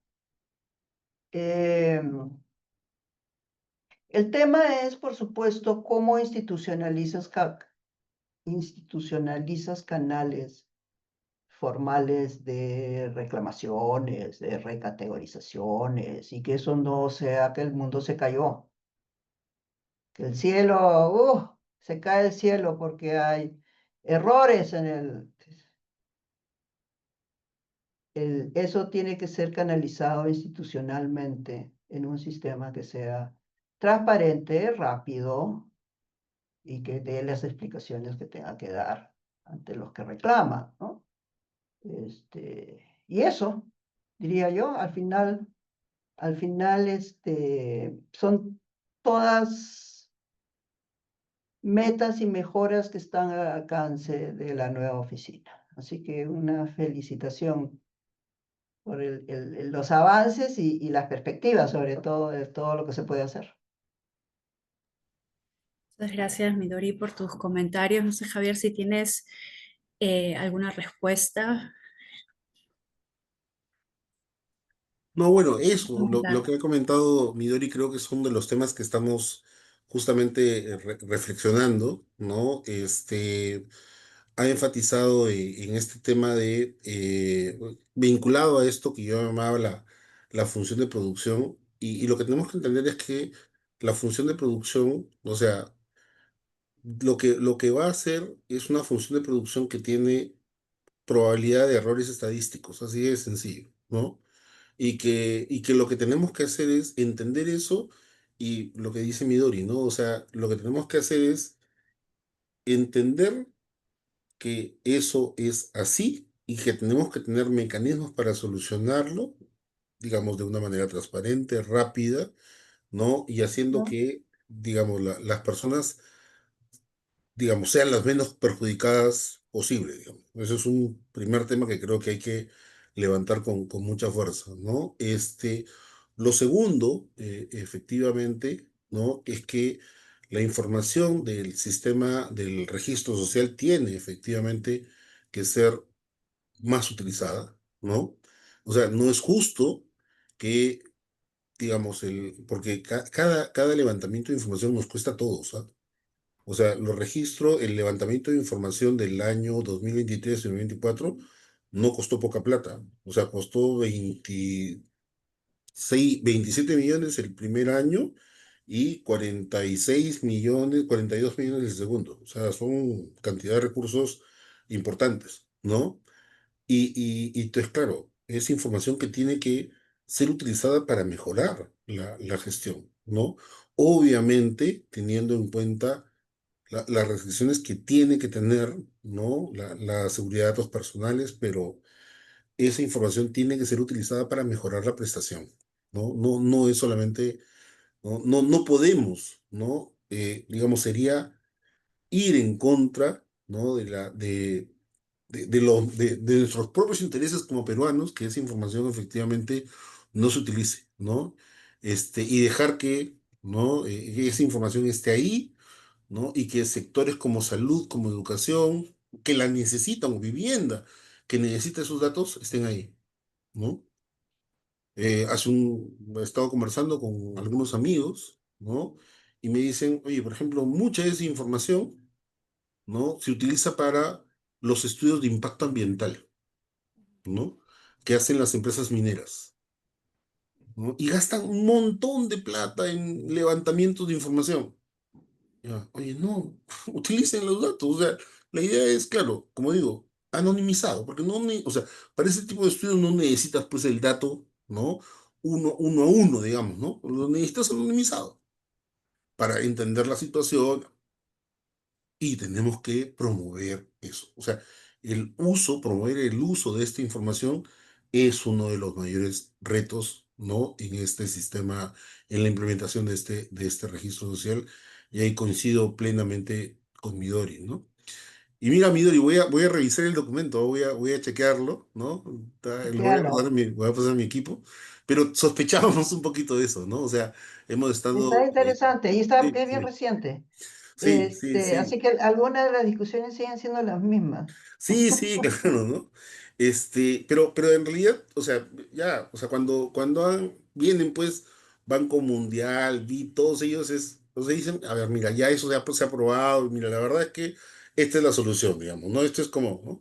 Hay que mejorar, ¿no? Pero en realidad esto es, digamos, ¿no? Los próximos son un poco la salida para, para realidades como las nuestras, ¿no? Como Colombia, Perú, donde la informalidad es muy alta, pues, ¿no? O sea, no es respuesta pues para Chile. Chile tiene un nivel de formalidad y ahí los registros administrativos pues son un poco la Sí, solución, claro, ¿no? claro. Pero nosotros no, pues, ¿no? O sea, nosotros todavía tenemos que Sí, transitar un poquito más, ¿no? exactamente. Tenemos que mejorar nuestros registros administrativos, por supuesto, ¿no? Y esto ayuda a mejorar los registros administrativos, ¿no? Las personas de pronto dicen, oye, pero dices que yo he estado en tal empresa. No, yo no he estado en tal empresa. Ah, bueno, eso es lo que aparece en ese registro. Por si acaso anda, mira, ¿no? Y reclama porque eso es lo que dice ese registro administrativo, ¿no? Bueno, en Entonces, claro, realidad sería maravilloso que tú pudieras decir, no te preocupes, yo te los resuelvo, voy a hablar con él. sería, bueno, sería, ¿no? Sería Pero ideal. de verdad algo de eso hay que hacer, digamos, ¿no? Por eso es que la interoperabilidad hay que pensar un poquito en Ahora, esos yo quiero, no sé si me permites, incidir en un tema bien específico que es el acceso a las bases de datos, ¿no? Efectivamente, con los cuidados respectivos, esa base de datos costado a todos, nos ha costado a todos, digamos, los peruanos, esté a disposición, ¿no? Eso es súper importante. Y la base de datos, o sea, no solamente el dashboard, porque claro, el dashboard te resuelve, digamos, te ahorra un montón de tiempo porque tienes que hacerlo, pero para investigación un poco más fina, se necesita acceso a las bases de datos, que es el Sí, problema que claro. tenemos con lo del MEF, ¿no? Con la consulta amigable, que es una tortura. Sí, Es que una claro, es tortura que bajar uno a no uno los tienes, datos de la consulta, es es una una locura. locura, pues, a estas alturas de la vida, la verdad. Espero que cambie pronto. Este, me parece súper interesante, me parece muy interesante que se pueda cruzar esto con la información de los servicios de los programas sociales, Sí, ah,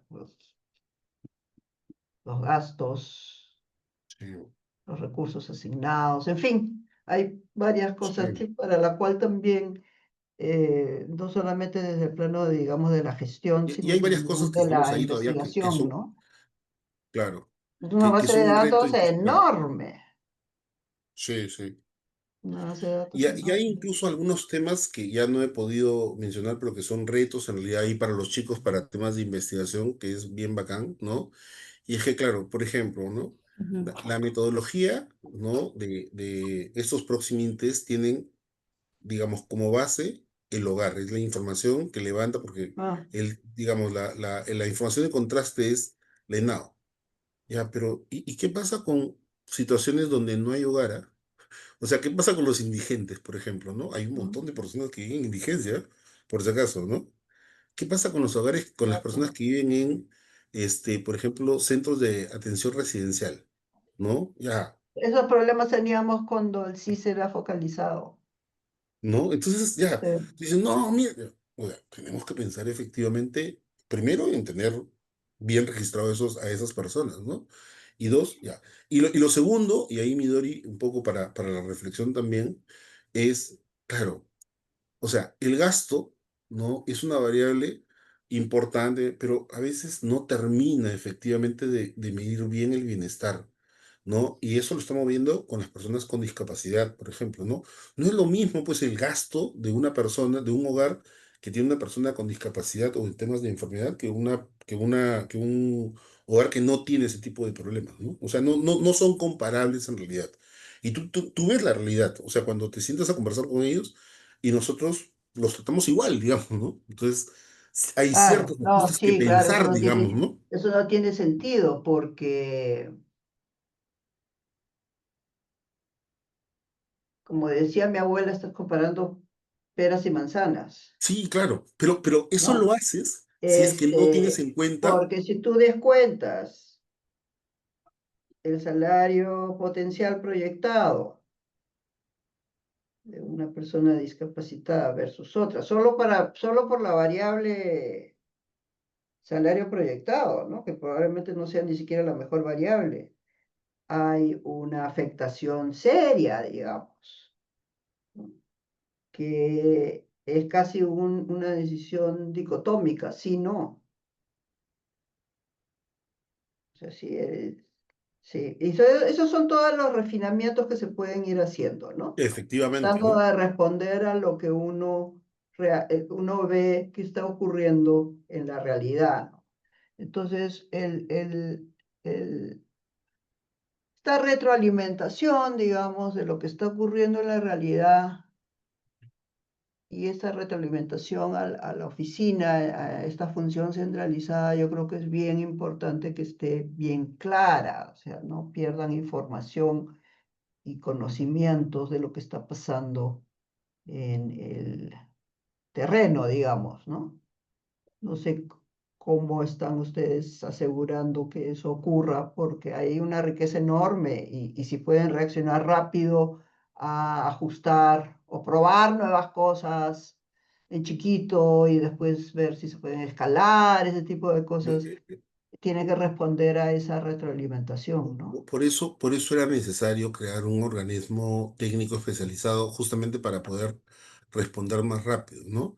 Porque claro, imagínate esa discusión y en eso tienes que decir, ah, ya, pero ese cambio tienes que hacer con RM. A ver, convence a la ministra, ¿no? Mientras entiende que ese cambio es necesario, olvídate, ¿no? Pasan meses, años, ¿no? Y no puedes hacer un ajuste tan sencillo que podría incluir. Entonces, claro, cuando eres un organismo independiente, ¿no? Y por eso es tan importante asegurar que, obviamente, la persona que esté a cargo de ese organismo sea una persona técnica, digamos, ¿no? Que pueda, ¿no? Responder rápidamente y que sea un organismo técnico realmente, ¿no? Para poder responder, ¿no? Estas exigencias. Oye, mira, nos hemos dado cuenta que hay que hacer esta modificación y esa modificación tiene que hacerse, digamos, en un día o 2 días, ¿no? Para que haya una respuesta rápida, ¿no? Eso que estás mencionando. Entonces, en eso ayuda efectivamente ser un organismo, porque claro, yo no tengo que pasar por la jurídica de todo un ministerio, ¿no? Es tu propia jurídica que además está especializada en ese tema. Ujú. Para Javier, eso ayuda, ¿no? si me permiten, de repente hay una duda, un comentario, alguna pregunta por parte de la audiencia, los chicos que están eh, participando del seminario, de repente tengan alguna pregunta para su profesor, para Midori también. Vamos chicos, es la oportunidad para que puedan preguntarle a dos expertos en el tema de política y gestión pública, en temas de investigación. Muchos de ustedes ya están en los últimos semestres, tienen alguna idea que pueden discutir con sus profesores. A ver chicos.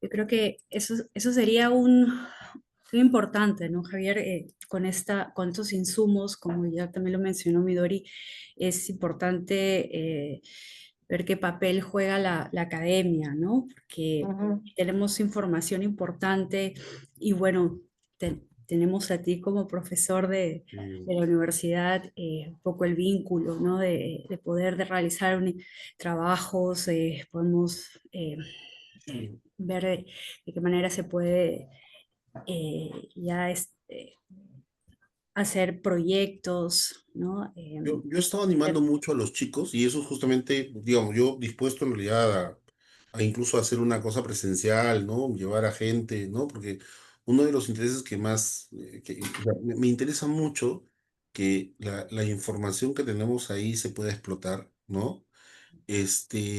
Y tener otras perspectivas también de que puedan mirar la información y ver qué otros usos podemos darle, ¿no? O sea, por ejemplo, en los temas medioambientales, en los temas de Exacto, agricultura, o sea, queremos mirar, justamente, ¿no? Porque es, como te digo, es información muy, muy rica, ¿no? Y además, la justamente, ¿no? ventaja de lo que hemos planteado ahora es que no solamente eso, sino que hay un mecanismo de intercambio de información social que le da mucho poder a este organismo para poder conectarse en otra base de datos, ¿no? Entonces, ¿qué estamos haciendo, por ejemplo, en el tema de agricultura, ¿no? Nos vamos a conectar con la información del censo agrario, ¿no? ¿Por qué? Porque, claro, no tiene muchos, o sea, mira, imagínate, ¿no? Las personas del censo agrario van y le preguntan exactamente lo mismo, ¿no? Las condiciones de vida de las personas. El Entonces, Senagro. pero ¿para qué le vas a preguntar eso si información ya la tienes? Mejor pregunta otra información, ¿no? Que no se tiene y coge estos datos de aquí, digamos, ¿no? Entonces, Pero además ¿no? esa información también está conectada con variables climáticas, ¿no? Y entonces ahí Por tienes ejemplo, ¿no? una conexión con temas de vulnerabilidad, por ejemplo, a lo que son los efectos del cambio Tú, climático. tú sabes que Está- uno de los mayores usos que está teniendo ahora los registros de información social justamente son para los temas de cambio climático. Así es. Digamos, se han hecho, la experiencia más rica que hay es la de República Dominicana, ¿no? Han hecho, en base a la información del registro de información social de ahí, ¿no? Han predicho, ¿no? Zonas, ¿no? Y Exacto. hogares muy Con mayor vulnerables, ¿no? vulnerabilidad, Para claro, inundación. En el caso de ellos son inundaciones. Entonces es una cosa totalmente, pero ¿no? espectacular, ¿no? Y Entonces, ahí pues se ya, puede disparar todo lo que son índices de pobreza. alertas, cosas, ¿no? Ya.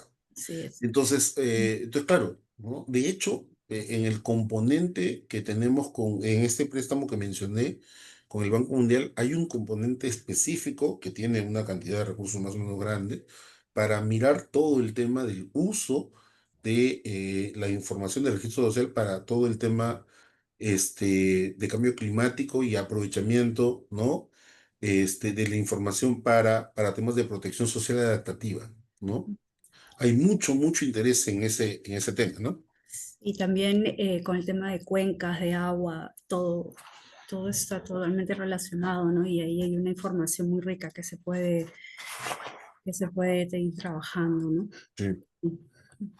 Sí, no, por eso digo, o sea, la idea de esto es que, y es un poco eso, ¿no? La economía de escala que requiere un organismo como estos para poder, o sea, poder acumular, ¿no? Información y luego prestar efectivamente estos servicios, ¿no? Y no hacer que cada uno efectivamente lo haga, ¿no? Es una locura Claro. realmente, ¿no? Sí, Yo bueno, y acabo es de ser, yo acabo ahorita, bueno, hoy día, ¿no? Les doy la noticia, acabo de incorporarme nuevamente al MIDIS, acabo de volver ok. a mi casa, ¿no? Pero Felicitaciones. he estado en el Ministerio de la Mujer, ¿no? Y ahí también, ¿no? O sea, o sea, nuevamente ahí la necesidad de datos ¿no? Para estos temas es, ¿no? Estábamos viendo, hay un nuevo programa, ¿no? Por ejemplo, de los niños en orfandad, ¿no? Miren, hay cerca de 300.000, no, 280.000 niños, ¿no? Que actualmente están en orfandad. De ellos, ¿no? La literatura lo que dice es que cuando convergen dos eventos, que es la pobreza y la orfandad, ¿no? La probabilidad de que los niños que tienen esos dos eventos, ¿no? Tengan problemas a lo largo de su vida es enorme. Ujú. Y ya se han hecho, de alguna manera, intervenciones para poder hacer eso, ¿no? O sea, una entrega de dinero, pero hay un tema de seguimiento, ¿no? A los chicos, pero claro, no se dan abasto, pero no se dan abasto porque en realidad no se han pensado bien la parte tecnológica, van a averiguar, ¿no? Oye, toda la información de la asistencia al colegio, ¿no? O de los tratamientos, en fin, los temas de salud, ¿no? Están en la base de datos administrativas, ¿no? O sea, puedes verificarlas, puedes mirar, puedes hacer un seguimiento efectivamente a los chiquitos, ¿no? O sea, basta de intercambiar efectivamente esos datos, ¿no? Y es un poco lo que decía Midori, ¿no? O sea, en esta era, ¿no? De intercambio de información, ¿no? Ya no solamente es la base de datos, sino el mecanismo, este mecanismo de intercambio de información que es el potente, digamos, ¿no? Porque lo que te da es la posibilidad de, ¿no? Acceder a esos otros datos. Claro, el ejemplo en este caso con la protección de niños, pero eso, digamos, se expande a todos los temas, ¿no?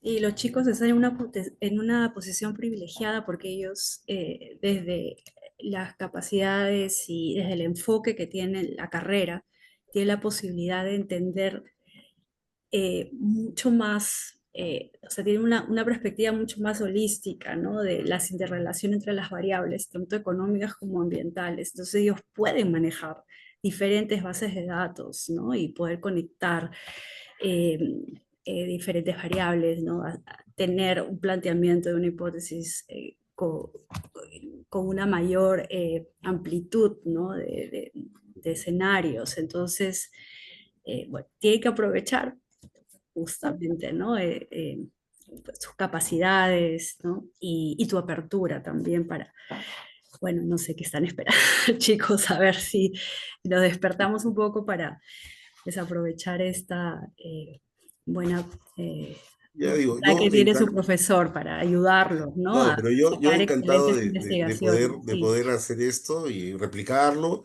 Y como digo, bueno, ahora que he vuelto además a mí, podría incluso organizar una cosa más específica para que los chicos también puedan animarse, ¿no? A ver cómo es que, por ejemplo, se miran los datos de manera espacial, ¿no? Mirar esos cruces que ya se han hecho para algunos temas de cuencas, por ejemplo, ¿no? Que es bien, bien interesante lo que ya se ha venido haciendo, ¿no? Bien, bien, Ahora, la verdad. también es cierto que para aquellos que están más interesados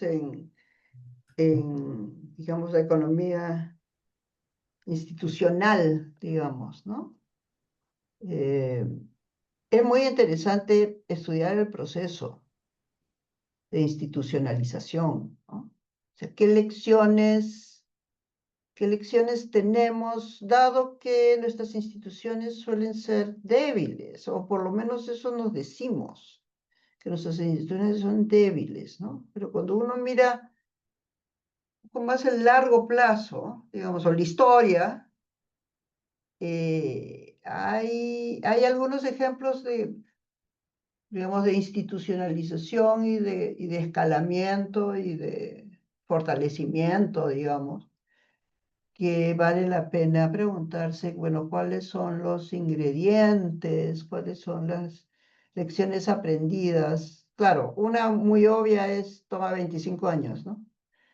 Pero cómo, a pesar de que son procesos largos, han podido sobrevivir a pesar de la turbulencia tan enorme que ha habido nunca antes, bueno, no sé, nunca antes viste, es muy exagerado decir, pero ciertamente turbulencia muy aguda en el Estado con esta rotación Mm. que parece haberse calmado un poco últimamente, pero que llegó a ser realmente histórica, ¿no?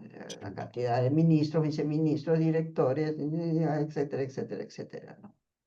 Entonces, sí, Sí, ese es otro ángulo que lleva a digamos, a data más cualitativa que cuantitativa, sí, pero que es siempre bueno saber de los casos.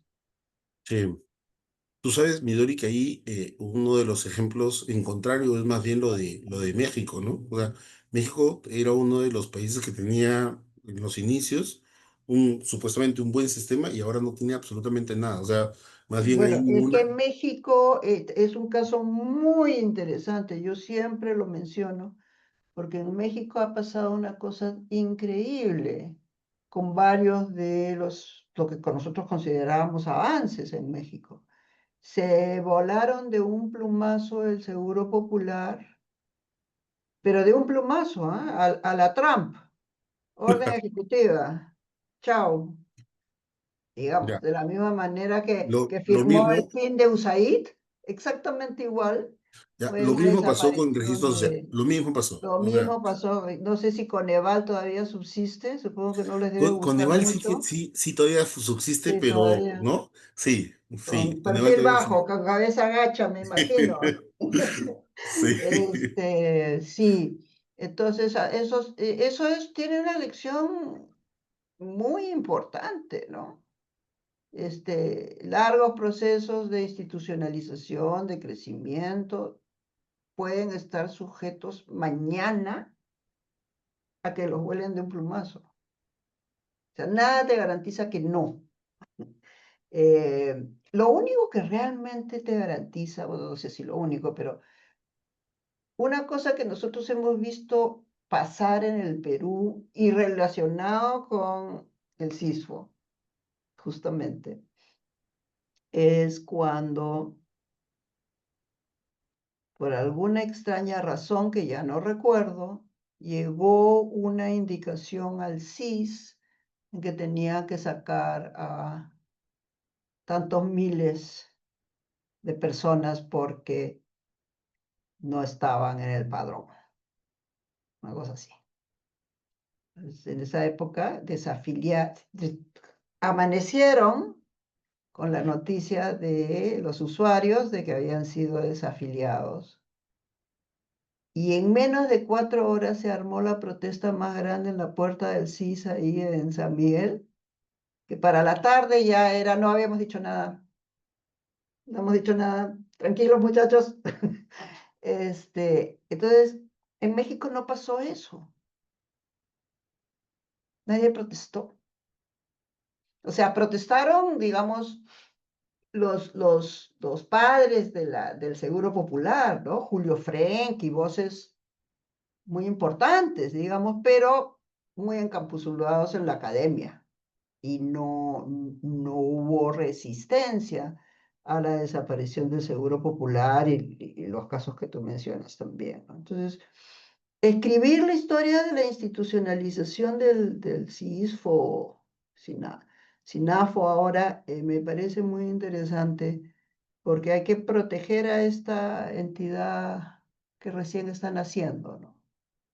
Mantener su perfil técnico, su independencia política, eh, dotarlo de todas las condiciones de acceso a la tecnología, pues que ahora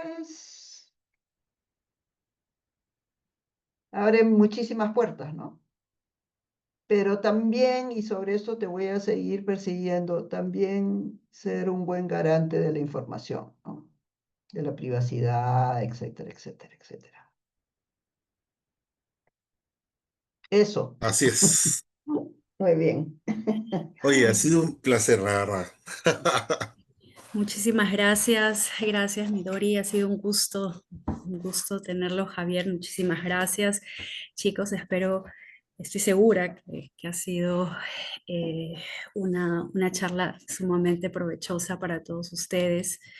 Una vez más les agradezco, espero que poderlos tener nuevamente en otra oportunidad y bueno, buenas noches con todos. Muy bien, ahí les A dejamos ti, algunas Karen, la verdad, pistas. Sí, y a todos los Muy chicos, un bien, abrazo, muchas chicos. gracias. Hasta luego. Oye, gracias, Midori. Un No, a abrazo. ti. gracias. Hasta Gracias. luego.